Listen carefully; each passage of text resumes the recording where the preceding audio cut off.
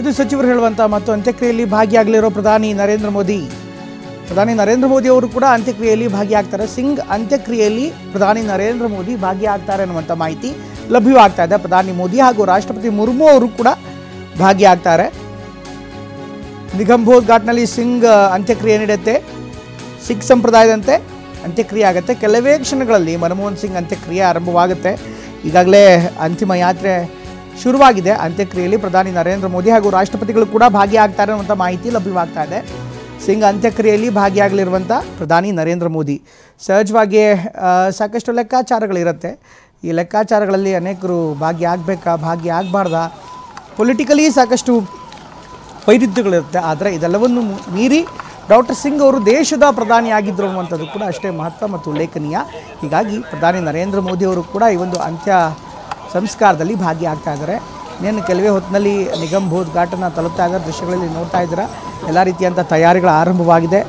11 kilometre ದೂರ AICC ಕಚೇರಿಯಿಂದ ಯಮುನಾ ನದಿ ತಟದಲ್ಲಿರುವಂಥ ನಿಗಮ್ಬೋಧ್ ಘಾಟ್ಗೆ ಸುಮಾರು 11 ಕಿಲೋಮೀಟರ್ ದೂರ ಇದೆ. ಈಗ ನಿಗಮ್ಬೋಧ್ ಘಾಟ್ಗೆ ಆಲ್ರೆಡಿ ಪಾರ್ಥಿವ ಶರೀರ ತಲುಪ್ತಾ ಇದೆ. ರಸ್ತೆಯ ಇಕ್ಕೆಲಗಳಲ್ಲೂ ಕೂಡ ಸಾರ್ವಜನಿಕರಿದ್ದಾರೆ. ಡಾಕ್ಟರ್ ಸಿಂಗ್ ಅಮರ್ ರಹೆ ಅನ್ನುವಂಥ ಘೋಷಣೆ ಈಗ ಮುಗಿಲು ಮುಟ್ತಾ ಇದೆ.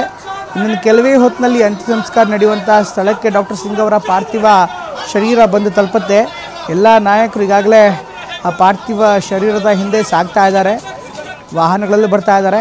ನೋಡ್ತಾ ಇದ್ದೀರಾ, ಈಗಾಗಲೇ ನಿಗಮ್ಬೋಧ್ ಘಾಟ್ನ ಸುತ್ತಲೆಲ್ಲ ಭಾರೀ ಭದ್ರತೆಯನ್ನು ನಿಯೋಜನೆ ಮಾಡಲಾಗಿದೆ. ಇದರ ಜೊತೆಗೆ ಸೇನೆಯಿಂದ ಗೌರವವನ್ನು ಕೂಡ ಸಲ್ಲಿಸಲಾಗುತ್ತೆ. ಭೂಸೇನೆ, ವಾಯುಸೇನೆ ಮತ್ತು ಜಲಸೇನೆಯಿಂದಲೂ ಕೂಡ ಒಂದು ವಿಶೇಷವಾದಂಥ ಗೌರವವನ್ನು ಸಲ್ಲಿಸಲಾಗುತ್ತೆ. ಸಿಂಗ್ ಕುಟುಂಬಸ್ಥರು ಈಗಾಗಲೇ ಒಂದು ಅಂತ್ಯಕ್ರಿಯೆ ನಡೆಯುವಂಥ ಸ್ಥಳಕ್ಕೆ ಆಗಮಿಸ್ತಾ ಇದ್ದಾರೆ. ಗಣ್ಯ ವ್ಯಕ್ತಿಗಳು ಕೂಡ ಆಗಮಿಸ್ತಾ ಇದ್ದಾರೆ. ಪ್ರಧಾನಿ ನರೇಂದ್ರ ಮೋದಿ ಮತ್ತು ರಾಷ್ಟ್ರಪತಿ ಮುರ್ಮು ಅವರು ಕೂಡ ಈ ಒಂದು ಅಂತ್ಯಕ್ರಿಯೆಯಲ್ಲಿ ಪಾಲ್ಗೊಳ್ತಾ ಇದ್ದಾರೆ.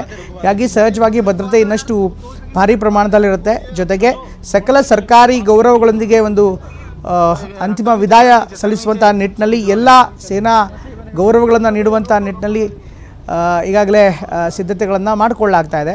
ಇದರ ಜೊತೆಗೆ ಅಂತಾರಾಷ್ಟ್ರೀಯ ಮಟ್ಟದ ಅಂಬಾಸಿಡರ್ಗಳು ಯಾರಿದ್ದಾರೆ, ಬೇರೆ ಬೇರೆ ದೇಶದ ಅಂಬಾಸಿಡರ್ಗಳು ಕೂಡ ಈಗಾಗಲೇ ದೂತಾವಾಸದಲ್ಲಿರುವಂಥ ಅನೇಕ ವಿಶೇಷ ಅಧಿಕಾರಿಗಳು ಕೂಡ ಈ ಒಂದು ಅಂತ್ಯಕ್ರಿಯೆಯಲ್ಲಿ ಭಾಗವಹಿಸಿ ತಮ್ಮ ದೇಶದ ಒಂದು ಸಂದೇಶವನ್ನು, ಶೋಕ ಸಂದೇಶವನ್ನು ಅವರ ಕುಟುಂಬಕ್ಕೆ, ಡಾಕ್ಟರ್ ಸಿಂಗ್ ಅವರ ಕುಟುಂಬಕ್ಕೆ ತಲುಪಿಸ್ತಾ ಇದ್ದಾರೆ. ಅವರು ಕೂಡ ಈಗಾಗಲೇ ಆಗಮಿಸ್ತಾ ಇರುವಂಥ ದೃಶ್ಯವನ್ನು ನೋಡ್ತಾ ಇದ್ದಾರೆ. ಇದ್ರ ಜೊತೆಗೆ ರಾಜಕಾರಣಿಗಳು ಈಗಾಗಲೇ ಆಗಮಿಸ್ತಾ ಇದ್ದಾರೆ. ಕಾಂಗ್ರೆಸ್ ಪಕ್ಷದ ನಾಯಕರು ಆಗಮಿಸ್ತಾ ಇದ್ದಾರೆ. ಕಾರ್ಯಕರ್ತರು ಕೂಡ ಸಹಜವಾಗಿ ಒಂದು ಅಂತ್ಯಕ್ರಿಯೆಯಲ್ಲಿ ಪಾಲ್ಗೊಳ್ಳೋದಕ್ಕೆ ಮುಂದಾಗ್ತಾ ಇದ್ದಾರೆ.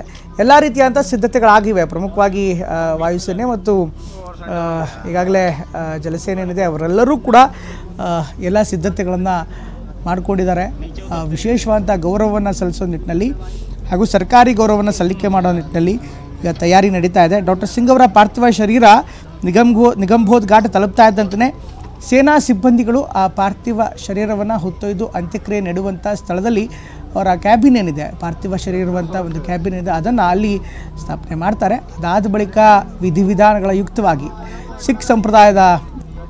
ಸಿಖ್ ಸಂಪ್ರದಾಯಗಳಂತೆ ಆ ಒಂದು ಅಂತ್ಯಕ್ರಿಯೆ ನಡೆಯುತ್ತೆ. ಅದಕ್ಕೂ ಮೊದಲು ಸರ್ಕಾರದಿಂದ ಸಲ್ಲಿಸಲಾಗುವಂಥ ವಿಶೇಷವಾದಂಥ ಗೌರವ ಕೂಡ ಸಲ್ಲಿಕೆ ಆಗುತ್ತೆ. ಪ್ರಧಾನಿಯಾಗಿದ್ದಂಥ ಡಾಕ್ಟರ್ ಸಿಂಗ್ ಅವರಿಗೆ ರಾಷ್ಟ್ರದ ಸೇನಾ ದಳಗಳು ಒಂದು ವಿಶೇಷವಾದಂಥ ಗೌರವವನ್ನು ಸಲ್ಲಿಸುತ್ತೆ. ಶಿಷ್ಟಾಚಾರ ಕೂಡ ಇದೆ, ಕೆಲವೊಂದಿಷ್ಟು ಫಾರ್ಮಾಲಿಟೀಸ್ ಕೂಡ ಇದೆ. ಹೀಗಾಗಿ ಸಕಲ ಸರ್ಕಾರಿ ಗೌರವಗಳು ಸಲ್ಲಿಕೆಯಾದ ಬಳಿಕ ಅಂತ್ಯಕ್ರಿಯೆಯ ಸಂಪ್ರದಾಯಗಳಿದೆ, ಅದು ಆರಂಭವಾಗುತ್ತೆ. ಈಗ ನೋಡ್ತಾ ಇದ್ದೀರಾ, ದೆಹಲಿಯ ಹೊರಭಾಗದ ರಸ್ತೆಗಳಲ್ಲಿ ಬರ್ತಾ ಇದೆ ಅವರ ಪಾರ್ಥಿವ ಶರೀರ, ಡಾಕ್ಟರ್ ಸಿಂಗ್ ಅವರ ಪಾರ್ಥಿವ ಶರೀರ. ಇನ್ನೇನು ಕೆಲವೇ ಹೊತ್ತಿನಲ್ಲಿ ನಿಗಮ್ಬೋಧ್ ಘಾಟನ್ನು ತಲುಪುತ್ತೆ. ಆ ದೃಶ್ಯಾವಳಿಗಳನ್ನು ಕೂಡ ನಾವು ನಿಮಗೆ ತೋರಿಸ್ತಾ ಇದ್ವಿ. ಇದರ ಜೊತೆಗೆ ಈಗಾಗಲೇ ದೆಹಲಿ ಹೊರಭಾಗದಲ್ಲಿರುವಂಥ ಯಮುನಾ ನದಿ ತಟ ಏನಿದೆ, ಯಮುನಾ ನದಿಯ ತಟಕ್ಕೆ ತಲುಪ್ತಾ ಇದೆ ವಾಹನ. ಇನ್ನೇನು ಕೆಲವೇ ಹೊತ್ತಿನಲ್ಲಿ ಡಾಕ್ಟರ್ ಸಿಂಗ್ ಅವರ ಪಾರ್ಥಿವ ಶರೀರ ನಿಗಮ್ಬೋಧ್ ಘಾಟನ್ನು ತಲುಪುತ್ತೆ.